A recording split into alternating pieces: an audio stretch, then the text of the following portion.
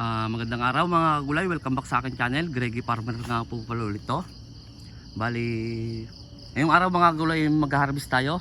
Ay hindi pala, naka-harvest na kami mga gulay. Gawa ng inagahan namin mag-harvest mga gulay. Tulad nga ng dati, dapat maaga para maaga may punta doon. Kasi kung minsan kapag mas maaga, mas mahal nila kukuhanin mga kagulay. Kaya inagahan talaga namin.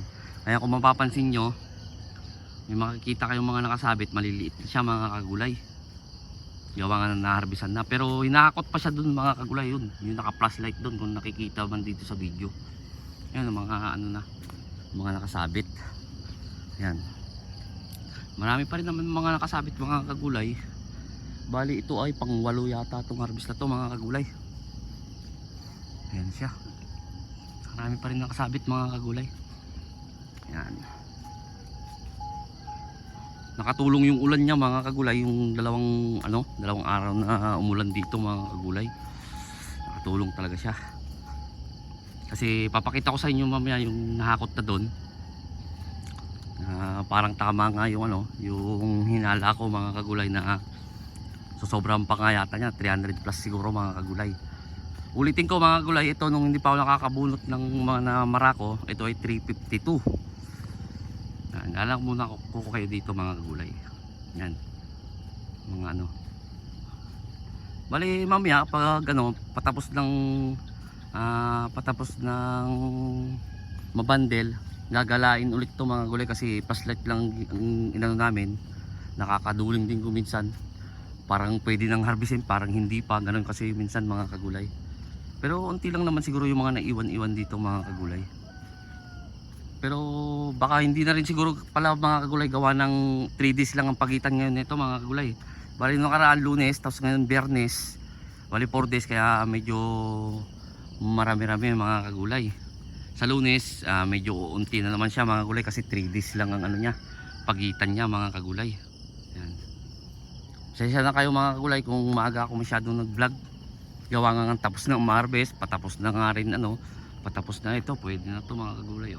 Yan ang gaya na maliit pa siguro sa paningin yan mga kagulay. Kasi alas 3 yata, alas 3:30 ako nagsimula. Nung parating na yung yung kumpare ko, nakakatatlong plat na ako. Ilang plat lang naman to, 1, 2, 3, bali 6 na plat lang to, 4 na maiksi, tapos ay 4 na sama 1 2 3 4 5 6 7 pala to mga kagulay. 4 na 8 na maiksi, tapos 4 din na mahaba mga kagulay. Yan siya. So pupunta tayo dun sa hakot na, para makita nyo rin mga kagulay. Kasi hindi ko na siya naman may ipapakita. Alam nyo naman ako mga kagulay, kapag nakabandil na, hindi ko siya may papakita na nagawa na nga. Hindi na ako nag-i-edit mga kagulay. Basta ito, kapag naka 8 minuto na siya mga kagulay, ay stop na, tapos babandil na. Hindi ko na dinudugtungan mga kagulay. Kaya ngayon ipapakita ko pa lang na nandun, para makita nyo rin kung gaano kadami, tsaka kung gaano kalalaki ng bunga niya mga kagulay. Kasi ang makikita nyo nga lang dito ay ayan lang, yung mga nakasabit na yan na mga hindi pa pwedeng kuhanin mga kagulay. Yan siya.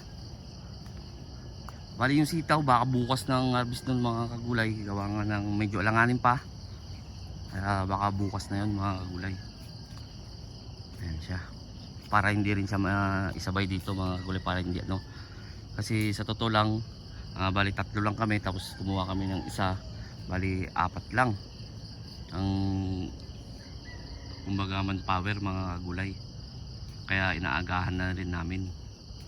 Ayan yung tagahakot, meron pa doon. Last na pala to mga kagulay. Yan, ay papakita ko naman sa inyo doon yung nahakot,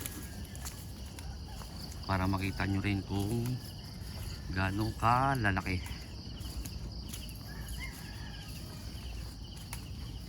Ayan siya mga kagulay. Patay nga pre. Sanggala, ay mamatay. Ganito siya kalalaki mga kagulay. Yan. Yan.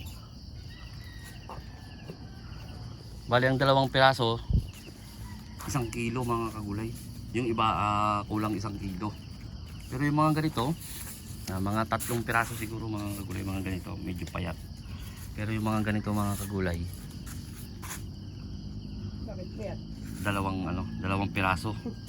Minsan kulang-kulang unti lang ang kulang para mag 1 kilo mga kagulay. Yan, ang estimate ko dito mga kagulay, mga nasa 300. Kaya abot pa to ng 300 plus. Yun nga, ulitin ko, baka may magtanong na naman sa comment section. 350 to mga kagulay. Huwag na natin sama yung binunot natin, basta sabihin na natin 350 to para hindi malito yung iba na nagtatanong, lalo na yung mga bago pa lang dito sa YouTube channel ko. Yan siya. Padaanan na rin natin yung sitaw natin mga kagulay, tingnan na rin natin para makita nyo.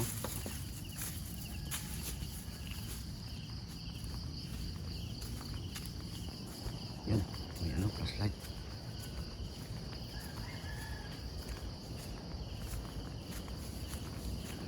Yan, pupuntahan natin yung sitaw natin. Madadaanan din natin yung pipino. Yung okra siguro mga 2 weeks pa kasi huling tinanim yun mga kagulay. Mga 2 weeks pa yun. Ito yung natin drip oh. Ayan yung natin hose. Papakita ko na rin sa inyo yung sitaw na hindi pa siya ma-harvest talaga. Para makita nyo rin. Para isang content na lang. Ito may ma-harvest na rin para sa pipino mga kagulay yan. Dito sa pipino halos inaraw-araw ko to mga kagulay. Minsan lang ako mag 2 days dito mga kagulay. Kasagaran araw-araw mga kagulay. Ayan yung pipinuhan natin oh. Yan, makikita nyo green na green. Walang tama ng kahit na nag-aambon na dito kaya nag-uulan na. Kasi nga hindi ako nagsasawa na mga kagulay. Kapag umulan ng umaga dito, halimbawa pagkahapon nun, ini-sprayan ko na kagad siya ng fungicide mga kagulay. Ito yung sitaw natin. Mga alanganin pa kasi ayan oh. Ayan. Yan, makikita nyo mga alanganin pa pero maraming bunga niya mga kagulay ano. Mga ano lang dyan sa ilalim yan oh. Yan. Diba in-update ko to nung nakaraan. Yan. Kagahapon ko lang pala ito in-update ka mga kagulay. Pero ngayon malalaki na siya oh. Yan. So balik tayo doon sa ampalaya mga kagulay. Pinakita ko lang sa inyo na alanganin pa. Pero meron ng mga iba na okay na. Kukunin na lang namin yun. Pang ulam lang muna mga kagulay. Yung mga nauna-una lang na Pero ito mga to magsasabay-sabay yan mga kagulay. Yan, mga nakasabit na siya mga kagulay. Pag ginanya mo parang walang bunga mga kagulay. Pag inano mo ng ganyan, ayan na. Pati nung nag-update ko kapon parang pa siya pero ayan oh. Ayan ang mga bunga niyan mga kagulay. Ayan na. Ayan oh. Ayan ang ating sitaw. So balik tayo doon mga kagulay sa ating ampalaya para makita ninyo. Ito harvest tayo dito. Unti-unti na lang din ang harvest dito. Mga 50, ganun lang naman mga kagulay kasi araw-araw din naman. Kung tutusin 100. Ilang naman to, hindi kasi ito naiyakyat noon mga kagulay itong pipino natin kasi nagbakasyon nga. Nung pagbalik ko meron ng bunga mga kagulay. Yan ang bunga niya mga kagulay. Yan, mga bunga niya. Kagahapon, ka-harvest ko lang din ito mga kagulay kahapon. Yan. Tapos ngayon na-harvestin uli. Malayin natin mga kagulay, umabot ulit 50 oh. Kung 30 naman ang kilo, benching ko, di pandagdag din mga kagulay. Pangbili rin ng abono para yung pagbebenta nito ay buo. Walang maikakaltas kumbaga. Yan siya. Yan. Balikan natin uli.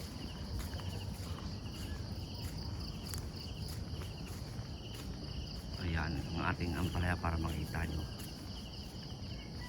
May mga baliko naman siya mga kagulay. Hindi naman natin tatanggi. Hindi naman maiwasan talaga yan. Kahit sino naman na magaling mag-ampalaya may baliko pa rin. Yan. Matuturuan mo ba yan? Libro, walang baliko. So yung mga kulay, hanggang dito na lang ako. Gawa na magbabandle na kami.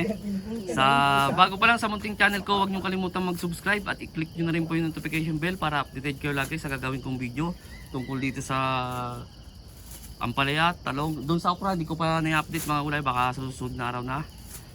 Maraming salamat po ulit. God bless po sa ating lahat.